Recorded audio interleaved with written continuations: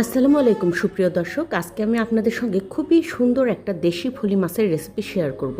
দেখতে পাচ্ছেন এখানে ফলি মাছ নিয়েছি, এখান থেকে একটা ফলি মাছের রেসিপি তৈরি করে দেখাবো।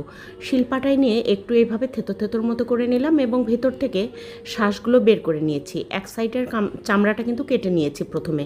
তারপরে দেখতেই পাচ্ছেন চামচ দিয়ে সুন্দর করে এরকম চেঁচে চেঁচে মাংসল অংশটা বের করে নিচ্ছি, আর বড় কাঁটাটা আলাদা করে ফেলেছি। এখন এই মাংসল অংশটা একটুখানি বেটে নিলাম যাতে ছোট ছোট কাঁটাগুলো মিহি হয়ে যায়। পেঁয়াজ কুচি দিয়েছি, এখানে হলুদ গুঁড়া দিয়েছি, সামান্য সামান্য করে লবণ দিয়েছি, গুঁড়ামরিচ দিয়েছি। কাঁচামরিচটা এখানে দেওয়া হয়নি কারণ আমার ছোট ছেলেটা খাবে তো, সে পছন্দ করে না, তাই আপনারা চাইলে দিতে পারেন। সামান্য একটু গরম মশলার গুঁড়া দিয়েছি, পুদিনা পাতা দিয়েছি, সব কিছু দিয়ে এরকম করে সুন্দর করে স্কিনের মধ্যে কভার করে ভেজে নিলাম।